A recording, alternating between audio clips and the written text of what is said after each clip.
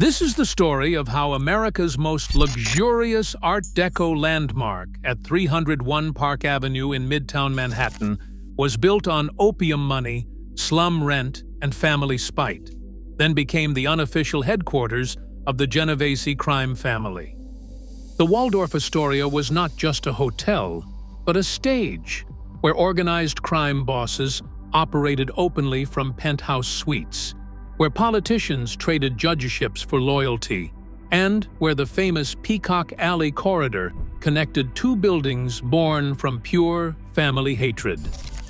When the Great Depression-era hotel opened in 1931, it would become the place where racial segregation was defended as good business practice. The beginning is rotten, so that's where we'll start. The Astor fortune: opium, alcohol, and slum lords. The Waldorf Astoria gets its name from the Astor family, and the Astor fortune came from three sources: cheating Native Americans, smuggling opium, and squeezing every last dollar out of New York's poorest tenants. Around 1783, John Jacob Astor I arrived in New York from Germany, reportedly carrying nothing but 7 flutes. When he died in 1848, he was worth about $20 million, which Forbes estimated would be over $100 billion today. This was the seed of the Astor fortune. Astor founded the American Fur Company in 1808, and within 20 years controlled the U.S. fur trade through a complete monopoly. His agents systematically cheated Native American traders, while the company used alcohol as a trade inducement. Astor lobbied politicians on his payroll to abolish the government's system regulating Indian trade, which happened in 1822. The opium trade came next. In 1816, the American Fur Company purchased 10 tons of Ottoman-produced opium and shipped it to Canton, China, aboard the packet ship Macedonian, with John Jacob Astor directly involved in the smuggling operation. William Backhouse Astor Sr., Astor's son, doubled that fortune to about $50 million through real estate. The Astors became the landlords of New York, after building over 700 stores and dwellings. But these were not luxury apartments. They were slums. 6-story buildings, 25 feet wide, housing 24 families each, with buildings covering 90% of each lot. 1 toilet per floor for everyone. More than 30 families packed into a single building, paying $10 to $15 a month in rent. By 1867, 500,000 people lived in these filthy tenements. When the New York legislature proposed reserving green space, William Backhouse Astor fought it with lawyers and money, compromised on just a 5% reduction, then raised rents 10% to make up the difference. This is the money that built the Waldorf Astoria. The family feud and the mob. The hotel itself was born out of pure spite. After Charlotte Augusta Astor died in 1887, Caroline Schermerhorn Astor declared herself the Queen of New York society and created the 400, explicitly excluding actors, arrivists, and Jews, no matter how wealthy. William Waldorf Astor thought his wife deserved to be called Mrs. Astor, but Caroline disagreed. Revenge came in 1890 when William Waldorf moved to London and tore down his Fifth Avenue mansion right next door to Caroline's house, building a 13-story hotel named the Waldorf. The Waldorf Hotel opened March 13th and 14th of 1893. Caroline eventually gave up and moved uptown, but her son John Jacob Astor IV convinced her to tear down her own mansion and build an even taller hotel. The Astoria opened November 1st, 1897, 3 stories taller than the Waldorf. A 300-foot marble corridor called Peacock Alley connected the two hotels, with a provision allowing them to brick up the corridor if the family feud started again. John Jacob Astor IV died on the Titanic with a fortune of about $87 million, roughly $2.8 billion today, making him the richest passenger on board. When the Titanic hit the iceberg on April 14, 1912, he helped his pregnant wife into a lifeboat and asked if he could join her, but the officer said no. Astor stepped back and was last seen standing alone on the deck. His body was recovered on April 22nd. The United States Senate inquiry into the Titanic sinking opened at the Waldorf Astoria on April 19, 1912, at the hotel the victim had helped build. In the 1930s, the Waldorf became the unofficial headquarters of what would become the Genovese crime family.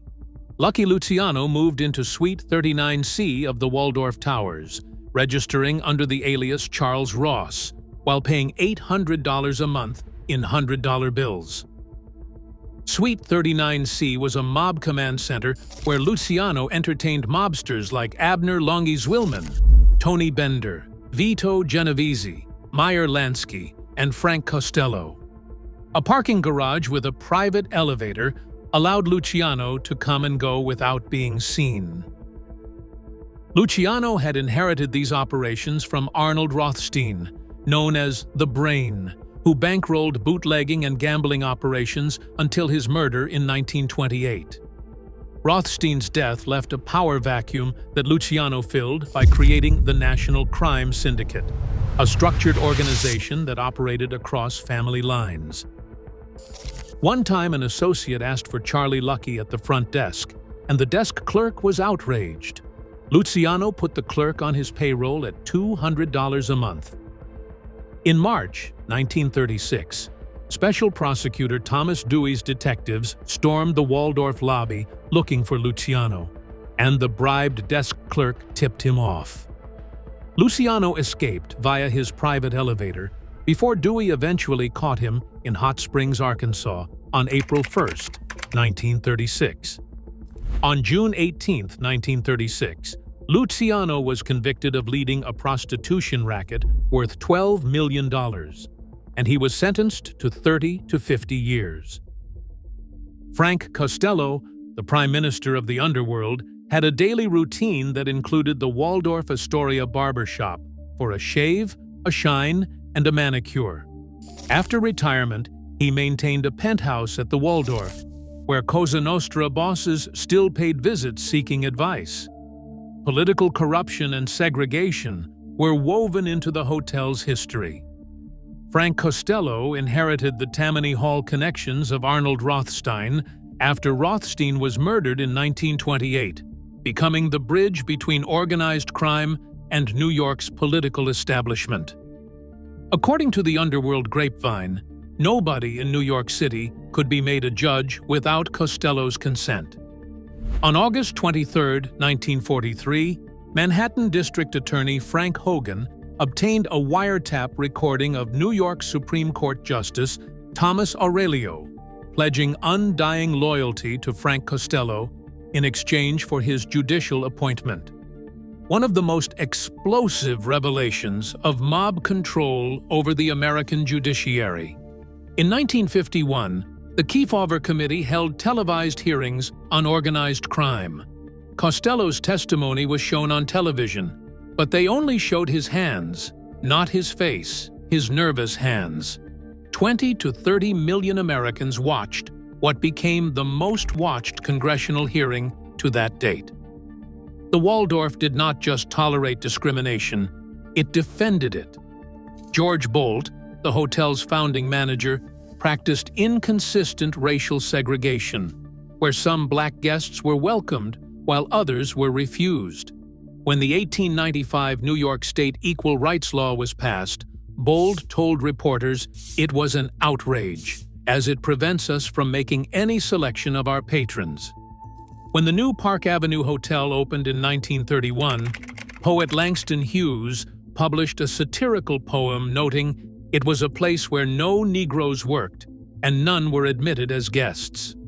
Black performers like Louis Armstrong, Josephine Baker, and Billie Holiday played at the Waldorf for white-only audiences, then were forced to stay at the Hotel Teresa because no major Manhattan hotel would accommodate them. Everything changed in April 1946, when the United Nations established its headquarters in New York.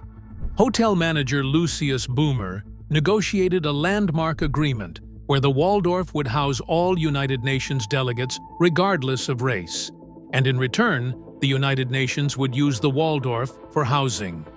The Waldorf became the official hotel of the United Nations. 10 years later, on May 17, 1956, the Waldorf hosted a banquet celebrating the second anniversary of Brown versus Board of Education, where Martin Luther King Jr. delivered the keynote speech. Labor exploitation and Gilded Age excess. Behind all that luxury, people were being exploited. The first general strike of hotel and restaurant workers in New York history began on May 7, 1912. By May 15, 1912, approximately 150 Waldorf Astoria employees walked out. Here are the numbers, and they are brutal. In 1906, one waiter's monthly wage was $25. But after fines and deductions, he received as little as $18.33. By 1913, wages were cut to $20 a month, with 1 month's take-home as low as $9.40. $9.40 for a month of work. Workers had 1 day off every 2 weeks and were forced to sign yellow dog contracts promising not to join a union. Fines were imposed for dropping a spoon, speaking to a coworker, or smiling in the dining room. On February 10, 1897, Cornelia Bradley Martin hosted a costume ball at the Waldorf with a total cost somewhere between $369,200 and $400,000, roughly $10 million to $12.5 million in today's money. 1,200 invitations were issued, and more than 800 guests attended. Cornelia appeared as Mary, Queen of Scots, in a gold-embroidered gown trimmed with gems worth more than $60,000, while Caroline Astor wore jewels valued at $200,000. The average American annual income at the time was $400. They consumed approximately 4,000 bottles of wine and champagne, alongside 5,000 roses and 3,000 orchids. 400 New York City police officers guarded the exterior. The backlash was ferocious, and New York City tax authorities raised the Bradley Martins' property taxes. The family left for their estate in Scotland and returned to American shores only once, 15 years later. This event is widely considered the last hurrah of the Gilded Age. The Duke and Duchess of Windsor made the Waldorf Towers their seasonal residence for about 20 years after Edward VIII's abdication in December 1936. Their Nazi connections were extensive and documented. In October 1937, they toured Germany as personal guests of Hitler, meeting Goebbels, Goering, Himmler, Hess, and Ribbentrop. The Duke reportedly gave the Hitler salute at least twice. On November 24th and 25th, 1947, 48 prominent Hollywood figures convened at the Waldorf and formulated the Waldorf Statement. The meeting banned people with communist beliefs from the film industry, and key participants included Louis B. Mayer and Albert Warner. This meeting launched the Hollywood blacklist era that destroyed hundreds of careers. The new Art Deco Waldorf Astoria opened October 1, 1931, during the Great Depression, at a cost of approximately $42 million, about $600 million today. But the 2,200-room hotel had only 500 occupants by day's end, and the hotel did not turn a profit until 1939, 8 years after opening. Conrad Hilton acquired the hotel in 1949, bringing it under the Hilton Hotels Corporation and transforming its business model for the post-war era. This acquisition marked the end of independent family ownership that had lasted since the original construction. In October 2014, Hilton Worldwide sold the Waldorf to Anbang Insurance Group of China for $1.95 billion, approximately $1.4 million per room, making it the most expensive single-asset hotel purchase in United States history. Anbang chairman Wu Xiaohui was detained in June 2017 and sentenced on May 10, 2018, to 18 years in prison for illegally raising about $10.3 billion through fraudulent insurance products. The Chinese government seized Anbang in February 2018, placing the Waldorf directly under state control. On January 2, 2025, just a couple months ago, a construction worker named Lee William, 45 years old, fell 40 feet to his death during the renovation. The exploitation continues. A hotel built with opium money and slum rent, created out of a family feud, designed to exclude anyone who was not white and wealthy. A place where Genovese crime family bosses ran their criminal enterprises from penthouse suites. A place where politicians traded judgeships in the barbershop downstairs, where workers earned $9 a month after fines for smiling, and where the Hollywood blacklist was born. The Waldorf Astoria's dark history is not a collection of isolated incidents, but a continuous thread woven into the fabric of American power. What makes the story remarkable is not that these things happened despite the hotel's prestige, but that the prestige itself was always part of the arrangement. When you see luxury, when you see prestige, when you see power concentrated in one place, ask yourself what is happening in the rooms we are not allowed to see. Thanks for watching.